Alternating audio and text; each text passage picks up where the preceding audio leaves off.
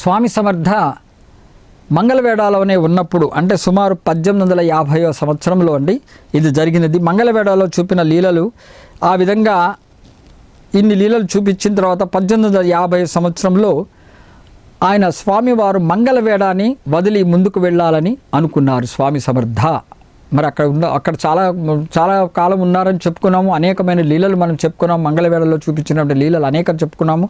ఇక అక్కడి నుంచి ఆ గ్రామం వదిలి ముందుకు వెళ్ళటానికి సంసిద్ధులయ్యారు స్వామివారు. మరి ఆయన మండుటెండలో తిరుగుతూ మంగళవేడ ఊరి పొలిమేరులో స్వామివారు కనిపించారటండి. ఎవరికి ఒక పని చేసుకుంటున్నట్ట ఒక అతని పేరు పండరీనాథ్ అనే ఒక అతను పని చేసుకునే అతనికి స్వామివారు కనిపించడం జరిగింది. ఆ మంగళవేడ ఊరి పొలిమేరులో స్వామి సమర్థ కనిపించడం జరిగింది. అతని వద్దకు వెళ్ళి స్వామివారు ఏమడిగారట, ఆ పండరీనాథ్ దగ్గరికి వెళ్ళి స్వామివారు చెప్పులు అడిగారట అండి. అతని చెప్పులు నాకు ఇమ్మని స్వామివారు అడగటం జరిగింది. నాకు చెప్పులు అని పండరీనాథుని స్వామి సమర్థ అక్కలకోట మహారాజు గారు అడిగారట. వెంటనే పండరీనాథ్ అతను వేసుకున్నటువంటి చెప్పులు స్వామి సమర్థకి ఇవ్వడం జరిగింది. అతను వేగంగా స్వామి సమర్థ చెప్పులు వేసుకుని వెళ్ళిపోయారు. ఇక్కడ చూడండి ఎంత అదృష్టమో.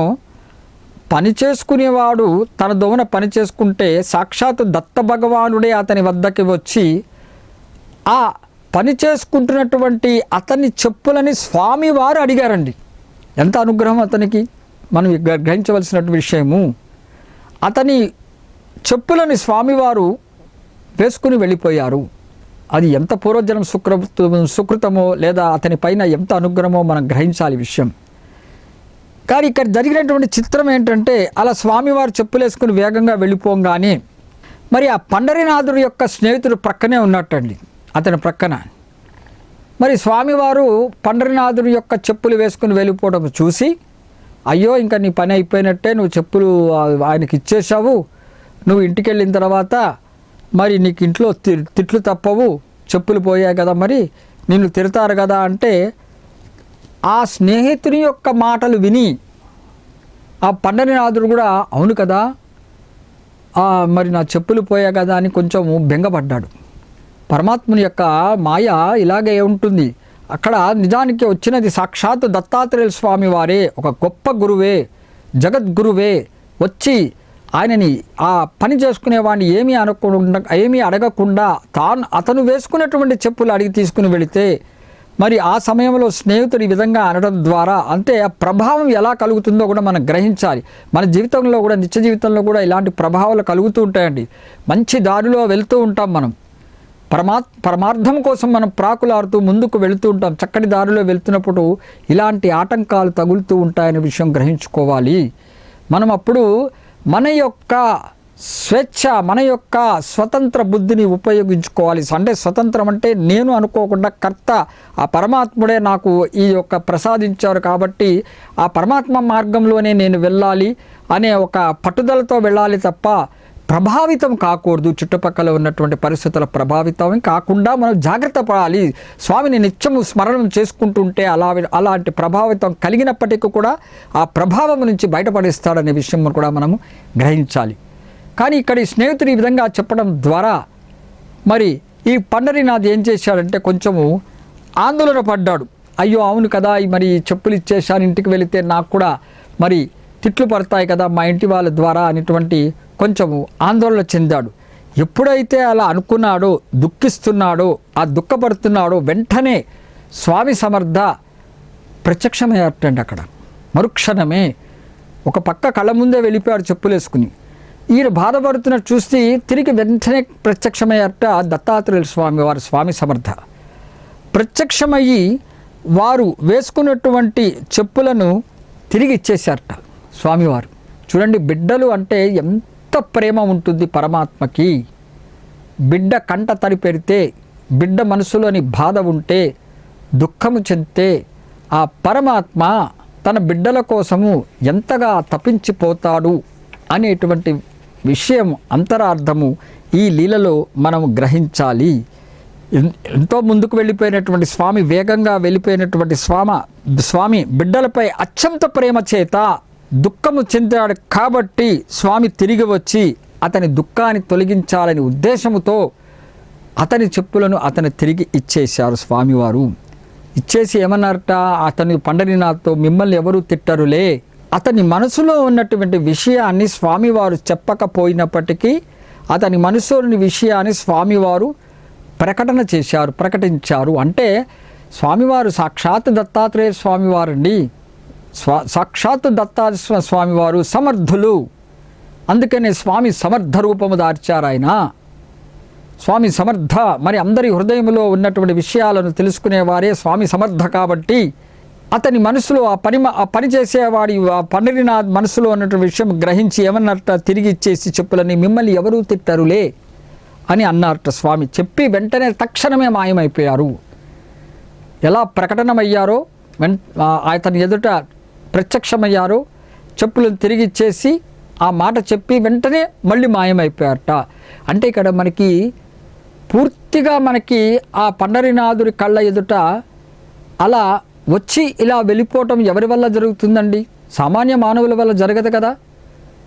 పేరుకి చూడటానికి స్వామి సమర్థ పేరు, మరి ఆకారం ఆ విధంగా ఒక పిచ్చివాడిలాగా, ఒక అవధూతలాగా కనిపిస్తున్నారు. కానీ ప్రత్యక్షమయ్యి మళ్ళీ అదృశ్యమైపోయారు అంటే మనకి తెలుస్తుంది ఇక్కడ ఏమిటి?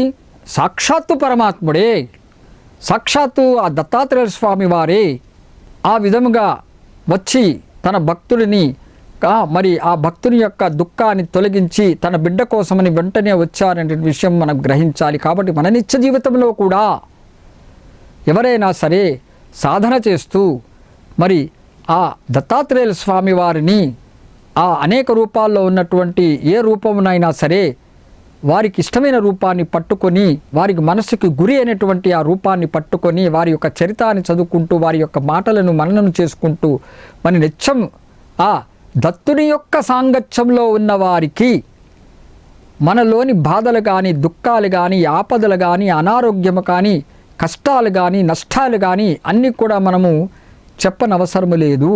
మనలో ఉన్నటువంటి ఆ ఆందోళనను సమర్థులైనటువంటి ఆ దత్తాత్రేయ స్వామి వారు గ్రహించి, ఇప్పుడు ఎలాగైతే ఈ భక్తుని ముందు ప్రత్యక్షమయ్యి అతని మనసులో ఉన్నటువంటి విషయాన్ని గ్రహించి అనుగ్రహించారో, అదేవిధంగా మనకు కూడా తప్పకుండా స్వామి అనుగ్రహం కలుగుతుందండి.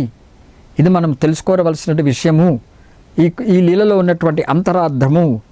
అందుకనే ఇది జరిగిన తర్వాత మళ్ళీ మాయమైపోయినటువంటి ఆ స్వామి సమర్థ మళ్ళీ ఎక్కడ కనిపించారటండి? ఎవరో దారిన పోయే వాళ్ళు చెప్పారటండి, స్వామి సమర్థ అక్కడ మరి నేను షోలాపూర్ దగ్గరలో చూశానని చెప్పారట. వాళ్ళకి ప్రయాణం ఎక్కడా, నడకెక్కడా, స్వామివారికి అంతటా ఉంది వారే కదండి. లోక కళ్యాణార్థం కోసము ఏ భక్తుడి యొక్క అవసరం, ఆ భక్తుని యొక్క అవసరం తీర్చుటకు స్వామివారు ఒక నెపముతో ఆ గ్రామంలో ఉన్నటువంటి మంచి వ్యక్తుల యొక్క బాధలను తీర్చుటకు మరి దత్తాత్రేయ స్వామివారు అలాంటి వారిని ఎంచుకొని, అలాంటి గ్రామమును ఎంచుకొని ఆ గ్రామంలో ఉన్నటువంటి నిజభక్తులకు తోడ్పడి స్వామివారు వారి యొక్క కార్యము నెరవేర్చిన తర్వాత వారు తిరిగి వెళ్ళిపోతారు అనేటువంటి విషయం కూడా మనము ఈ లీల ద్వారా గ్రహించాలి. కాబట్టి దత్త భగవాను యొక్క భక్తులకి ఎటువంటి భయము లేదు. దత్త భగవానుడు అంటే పరమాత్మ అండి. ఏ పరమాత్మనైనా మనం ఒక పేరు చెప్తున్నానని అనుకోకండి. పరమాత్మను సేవించే ఏ భక్తుడికైనా, గురువుని సేవించే ఏ భక్తుడికైనా గురువే దైవము కదా. అది మనకి ఆ భేదం ఉండకూడదు. గురువు వేరు, దైవం వేరు అనేటివి ఎప్పుడు కూడా భేదం పెట్టుకోకండి. ఎందుకంటే ఇప్పుడు అంతా మనం చదువుతున్న గురు చరిత్రలోనేటువంటి విశేషాలే ఇవన్నీ కూడా. ఒక గురువు గురించి మనం, గురు చరిత్ర అంటే ఒక గురువుని గురించి తెలుసుకుంటున్నాము. అటువంటి ఆ గురు చరిత్ర అంటే ఆ పరమాత్ముని గురించి తెలుసుకుంటున్నాము. పరమార్థము కోసం మనము ప్రయత్నం చేస్తున్నాము. వీరి యొక్క లీలలు, బోధలు, వారి యొక్క జ్ఞాన రత్నాలు అవన్నీ కూడా మనం తెలుసుకొని వారి యొక్క పరమార్థం సంపాదించుకోవాలని మనం ప్రయాణం చేస్తున్నాం అనే విషయం మర్చిపోకండి. అలాంటి వారిని తప్పకుండా ఆ పరమాత్మ కాపాడుతారు, ఆశీస్సులు ఇస్తారనే విషయం మనం ఎన్నటికి కూడా మర్చిపోకూడదు. అలా స్వామివారు వెళ్ళిపోయారు. వేడ అనే గ్రామాన్ని వదిలేసేసి స్వామి షోలాపూర్లో కనిపించారని మరికొంతమంది చెప్పడం ద్వారా అలా ముందుకు సాగిపోయారు శ్రీ స్వామి సమర్థ అక్కల్కోట్ మహారాజ్ గారు. మరి ఆ మంగళవేడ గ్రామం వదిలేసి మరి స్వామి సమర్థ ఎక్కడికి వెళ్ళారు అనే విషయము ఇప్పుడు మనం చూద్దాం. అక్కడ నుండి స్వామివారు మొహల్ అనే ఒక గ్రామానికి వెళ్ళారటండి. ఈ మొహల్ అనే గ్రామము దగ్గర ఆయన స్వామివారు కనిపించారనే విషయం మనం తెలుసుకోవాలి. అక్కడ మరికొన్ని లీలలు చూపించారు స్వామి సమర్థ మంగళవేళ నుంచి మొహల్కి వెళ్ళి. మరి మొహల్లో ముఖ్యమైనటువంటి లీల ఏంటంటే, ఒక అతను బ్రహ్మ సాక్షాత్కారం కోసం వస్తాడు. నాకు బ్రహ్మ సాక్షాత్కారం చూపు స్వామి అనే ఒక భక్తుడు రావటం జరుగుతుంది. ఇప్పుడు అతని గురించి తెలుసుకుందాము. నిజానికి బ్రహ్మజ్ఞానం గురించి తెలుసుకోవాలి అనేటువంటి జిజ్ఞాస చాలా తక్కువ, అరుదు. చాలామందికి కూడా వారి వారి యొక్క కోరికలకు లేదా వారి వారి యొక్క సమస్యలకు, వారి వారి యొక్క కష్టాలకి, లేదా వారికి ఉన్నటువంటి అనారోగ్య పరిస్థితులను బట్టి మనము అనేక పుణ్యక్షేత్రాలకి, పవిత్రమైనటువంటి స్థలాలకు వెళ్ళి అక్కడ ఉన్నటువంటి భగవంతుని వేడుకుంటాము తప్ప బ్రహ్మ జిజ్ఞాస కోసమని, బ్రహ్మ జ్ఞానం పొందటానికి కోసమని వెళ్ళటం అనేది చాలా అరుదండి. ఇప్పుడు అలాంటి బ్రహ్మ సాక్షాత్కారం పొందాలనే విషయము మరి స్వామి సమర్థ కోసము మొహల్ గ్రామంలో ఒక భక్తుడు వచ్చాట. అలాగే స్వామి సమర్థ తదుపరి అవతారమైనటువంటి దత్తాత్రేయ స్వామి వారి అవతారమైనటువంటి శ్రీ షిరిడి సాయిబాబా గారి విషయంలో కూడా ఇలాగే జరిగింది. సాయిబాబా గారు షిరిడిలో ద్వారకామాయిలో ఎందుకు కూర్చుని ఉన్నారండి? బ్రహ్మ జిజ్ఞాసుల కోసం కూర్చుని ఉన్నారు. బ్రహ్మం గురించి తెలుసుకునే వారి కోసం కూర్చుని ఉన్నారు. పరమార్థం కోసం యాచించే వాళ్ళు, ఆశించే వాళ్ళ కోసమని ఆయన కూర్చుని ఉన్నారు. కానీ మనం అందరం కూడా వెళ్ళేది ఎందుకు వెళ్తున్నామంటే మన యొక్క కోరికలు తీర్చుకునేందుకు అలాంటి పరమాత్మ దగ్గర వెళ్తున్నాం. కానీ పరమాత్మ ఉన్నది ఇక్కడ స్వామి సమర్థే కానీ మరి షిరిడి సాయిబాబా గారే కానీ ఉన్నది బ్రహ్మ జిజ్ఞాసుల కోసం ఎదురు చూస్తున్నారనే విషయం మనం మర్చిపోకూడదు. కాబట్టి ఇక్కడ స్వామి సమర్థ గురించి మనం చెప్పుకుంటున్నాం. కాబట్టి ఇప్పుడు స్వామి సమర్థ విషయంలో మరి ఈ బ్రహ్మ సాక్షాత్కారం కోసం వచ్చినటువంటి అతని విషయం గురించి చెప్పుకుందాము. ఈ మొహల్ గ్రామంలో ముందు స్వామి కనిపించారనే విషయం గురించి మనం ఇప్పుడు చెప్పుకుంటున్నాం. ఈ మొహల్ గ్రామంలో ఒక అతను ఉన్నట్ట అండి. అతని పేరు గవేస్వామి. గవేస్వామి అంటేనే ఒక యోగి అండి. యోగి కాబట్టి గవేస్వామి అని మనం సంబోధిస్తున్నాం. అక్కడ ఒక యోగి ఉండేవాడు. మరి ఆ యోగి ఈ మొహల్కి స్వామి సమర్థ గ్రామంలో ఆయన రాగానే ఈ యోగి చూశారట స్వామి సమర్థని. చూసి వచ్చినటువంటి ఈ వీరు సామాన్యమైనటువంటి మానవులు కాదు, అవధూత, ఒక సద్గురువు అనేటువంటి విషయము ఆ గవేస్వామి ఆ యోగి గమనించటం జరిగింది. ఒక సిద్ధపురుషుడు మన గ్రామానికి వచ్చాడు, మొహల్ అనే గ్రామానికి ఒక సిద్ధపురుషుడు రావడం జరిగింది అనేటువంటి ఆనందం చెందాడు.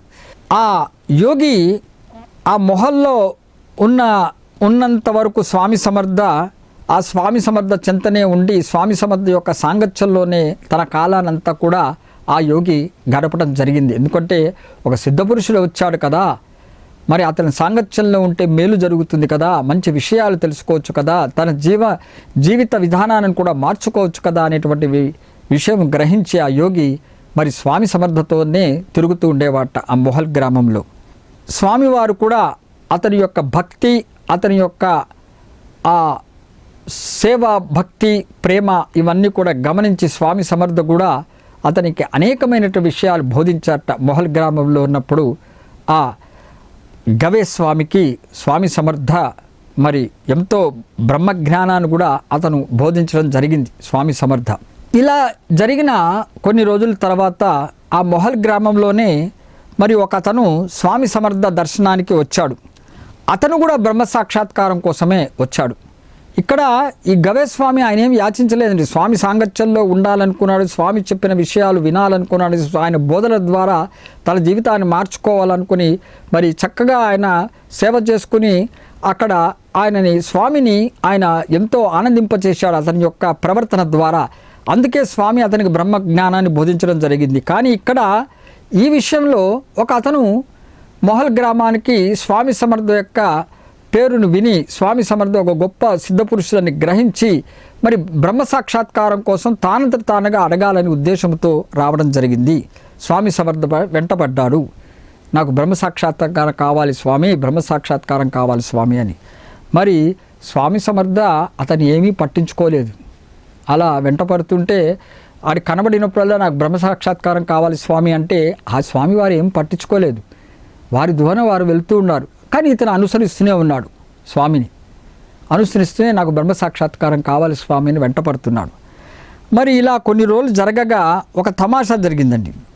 ఈయన పట్టు వదలకుండా నాకు ఈ బ్రహ్మజ్ఞానం కావాలి అని వెంటపడుతున్నటువంటి ఆ వ్యక్తిని స్వామివారు ఒకసారి ఏం చేశారంటే, వెళుతూ వెళుతూ అతను వెనకనే అన్నాడు కదండి, ఉన్నట్టుండి స్వామివారు ఆగి వారి యొక్క చూపుడు వేలుతో ఒక మూల చూపించారట స్వామి సమర్థ. అక్కడ ఉన్న ఒక మూల ప్రదేశాన్ని చూపించారట ఆ బ్రహ్మజ్ఞానం కోసం వచ్చినటువంటి వ్యక్తికి. అదిగో బ్రహ్మం చూడు అని అన్నారట స్వామి సమర్థ.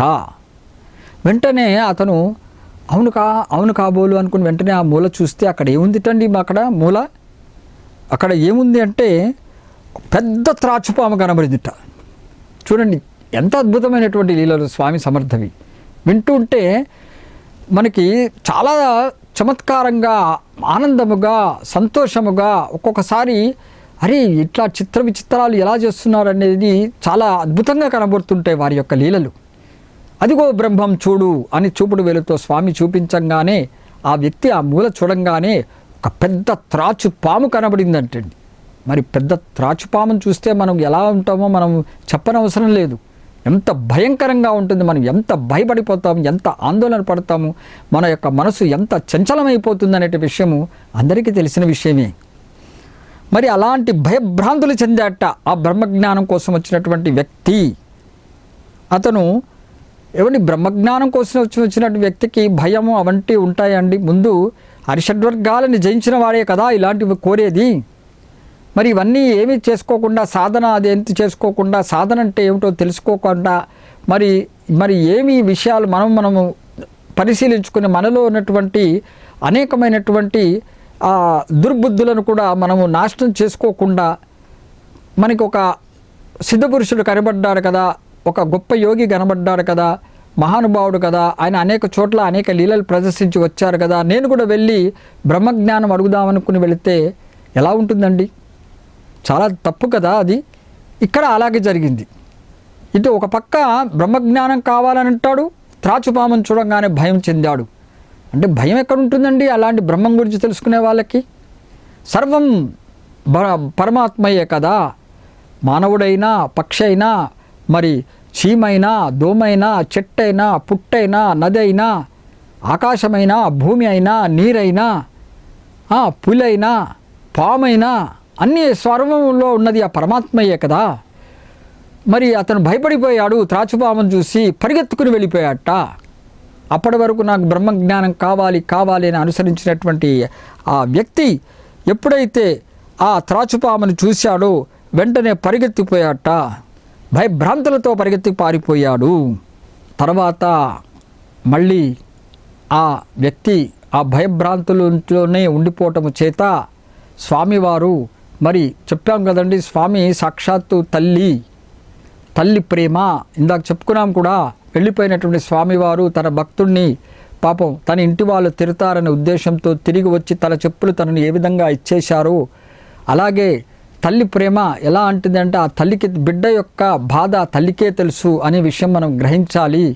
కాబట్టి ఏ బిడ్డ బాధ అయినా ఆ తల్లి అయినటువంటి దత్తాత్రేయుల స్వామి వారైనటువంటి స్వామి సమర్థ ఇతని విధంగా భయభ్రాంతులతో వణికిపోతూ ఉంటే, అందులోంచి బయటకు రాకపోతే తిరిగి అనుగ్రహించి తన యథాస్థితికి తీసుకుని వచ్చారట స్వామి సమర్థ. చూడండి, ఒక పక్క అతనికి చెప్పేది చెప్పి తిరిగి ప్రేమను చూపిస్తున్నారు స్వామివారు, దత్తాత్రేయుల స్వామివారు. నీకు తగదు నాయనా, నీ స్థితి ఇది కాదు నాయనా, నీకు ఇది తెలుసుకోవాల్సిందే అనే విషయం చెప్పి మళ్ళీ ఆ విధంగానే స్వామివారు మళ్ళీ తల్లి ప్రేమ చూపించి బిడ్డను కాపాడుతున్నాడనే విషయం కూడా మనం గ్రహించాలి. ఇది స్వామి సమర్థ కరుణించి అతని మళ్ళీ యథాస్థితికి తీసుకువచ్చారు. అందుకనే బ్రహ్మ సాక్షాత్కారము లేదా బ్రహ్మజ్ఞానము మనం తెలుసుకోవాలంటే మనకు కొంచెం అర్హత కావాలనే విషయం మనం గ్రహించాలండి. అర్హత లేనిదే మనకి ఆకాశానికి నిచ్చెన వేయటానికి ప్రయత్నించకూడదు. మన అర్హతను బట్టి పరమాత్ముని ఏదైనా యాచించాలే తప్ప నేను పరమాత్ముని పూజిస్తున్నాను కదా అని ఎటువంటి అర్హతను సంపాదించుకోకుండా మనము ఆకాశానికి నిచ్చెన వేయటానికి ప్రయత్నం చేయకూడదు అనే విషయం మనం గ్రహించాలి. కాబట్టి స్వామి సమర్థ అతనికి బుద్ధి చెప్పారు. అందుకనే ఆ విధంగా ఆ ఉద్దేశంతోనే స్వామి సమర్థ ఆ విధంగా ప్రవర్తించారు. ఈ విధంగా ఇన్ని ఉంటాయి నాయనా, ఇవి అర్హత సంపాదించుకుంటేనే ఇలాంటివి మనం అడగటానికి ఒక సద్గురువు దగ్గర మనం అడగచ్చు అనేది తప్ప ఇలాంటివి ఏమీ లేకుండా ఇలాంటివి చేయకూడదని ఉద్దేశంతోనే స్వామివారు తెలియచేయటానికే ఈ లీలను ప్రదర్శించారు. ఆ బ్రహ్మ సాక్షాత్కారం కోసం వచ్చినటువంటి వ్యక్తి దగ్గర ఇలాంటిదే కూడా తదుపరి అవతారమైనటువంటి సాయిబాబా గారి యొక్క అవతారంలో కూడా ఉంది. బ్రహ్మజ్ఞానం గురించి ఎందుకు చెప్తున్నాను అంటే, మనం ప్రతి అవతారం యొక్క చరిత్రను మనం నిత్యం కూడా మనకి లోపల మనము గుర్తుపెట్టుకోవాలండి. ఎందుకంటే ఏకం పరమాత్మ, ఆ పరమాత్మ ఒక్కడే పరమాత్మ. మనం అనేక నామాలతో రూపాలతో చూస్తున్నామనేటువంటి మనం చూసి మనము ఈయన గొప్పవాడు, ఈయన తక్కువవాడు, ఈ రూపం గొప్పది, ఈ రూపంలో లీలలు ఎక్కువ చూపించారు, ఈ రూపంలో తక్కువ చూపించారు, ఈ రూపంలో వేరే విధంగా ఉందనేటువంటి ఇట్లాంటి భేదాలు పెట్టుకోకూడదు. అందుకనే నేను అనేకమైనటువంటి దత్తాత్రేయులైనటువంటి అవతారాలైనటువంటి మరొక అవతారాన్ని కూడా ఇక్కడ జతపరిచి చెప్పడం ఎందుకు చెప్తున్నానంటే, స్వామివారు ఒక్కరే. వారు చూపినటువంటి లీలలు, వీరు చూపినటువంటి లీలలు చాలా చోట్ల ఒకేలా ఎందుకు కనిపిస్తాయంటే, మనలో ఉన్నటువంటి ఆ భేదాన్ని, మా భేద భావన పరమాత్మను చూసినప్పుడు ఆ భేద భావన తొలగించేందుకే మనం రుజువు చేయటాని కోసమే ఇలాంటి లీలలు మళ్ళీ చెప్పాల్సి వస్తుంది మరొక రూపాన్ని తీసుకుని. అందుకనే శ్రీ స్వామి సమర్థ రాబోయే తదుపరి అవతారమైనటువంటి దత్తాత్రేయుల స్వామి వారి అవతారమైనటువంటి షిరిడి సాయిబాబా గారి విషయంలో కూడా ఇలాంటి బ్రహ్మజ్ఞానము, అంటే స్వామివారి సాయిబాబా గారి అవతారం వచ్చేసింది అంటే దత్తాత్రేయ పరంపరలో చెప్తున్నాను కాబట్టి 5వ అవతారంలో గురించి చెప్తున్నది ఉద్దేశంతో చెప్తున్నాను ఇక్కడ. కాబట్టి సాయిబాబా గారి యొక్క ఆ అవతారములో ఒక భక్తుడు వస్తటండి బ్రహ్మజ్ఞానం కావాలని. బాబాగారు దర్బారులో ఉన్నప్పుడు ఆయన ఒక టాంగా వేసుకుని రాను పోను ఆ టాంగాని పెట్టుకుని వస్తాడు. షిరిడీకి వచ్చి బాబాతో బ్రహ్మజ్ఞానం తీసుకుని మళ్ళీ అదే టాంగాలో వెళ్ళిపోదామనే ఉద్దేశంతో టాంగాని బయట పెట్టుకుని మరీ వస్తాడు. బ్రహ్మజ్ఞానం అంత తేలిగ్గా వచ్చే విషయం అండి, మీరే గమనించండి. ఒక బాడుకకి టాంగాని కట్టుకొని షిరిడీకి వచ్చి బయట పెట్టి ఏదో మామూలుగా మాట్లాడే వ్యవహారం కాదు కదండి అది. ఒక సద్గురువు దగ్గర బ్రహ్మజ్ఞానం గురించి మాట్లాడి తిరిగి అదే టాంగాలో వెళ్ళిపోయేటానికి సిద్ధమయ్యాడంటే చూడండి ఎంత చిత్రంగా ఉందో ఇది. కానీ బాబా అక్కడ ఒక ముచ్చటపడింది ఏంటంటే, నీలాగా బ్రహ్మజ్ఞానం కోసం వచ్చే జిజ్ఞాసులు లేరు, చాలా అరుదు అన్నారట బాబా. అంటే మనకి సూచిస్తున్నారు, నువ్వు ఏది అడిగితే అది ఇస్తాను. బాబా చెప్తుంది అదే, మీరు ఏది అడిగితే నేను అది అనుగ్రహిస్తాను, మీకు ఏ కోరిక కావాలంటే ఆ కోరికను తీరుస్తాను. కానీ బ్రహ్మ జిజ్ఞాసుల కోసం నేను కూర్చి ఉన్నాను. బ్రహ్మజ్ఞానం కావాలి అని కోరి వచ్చిన వాళ్ళ కోసం బ్రహ్మజ్ఞానం ఇవ్వటానికి కూడా సిద్ధపడి ఉన్నాను అని బాబా గారు చెప్తున్నారు అని ఆయనను మెచ్చుకున్నాడు. ఎందుకు అంటే మనకు హెచ్చరిస్తున్నాడు, మీరు చిన్న చిన్నవి ఏది అడిగినా అది కాదురా నాయన, పరమార్థమే ముఖ్యము, పరమార్థము గురించి తెలుసుకో.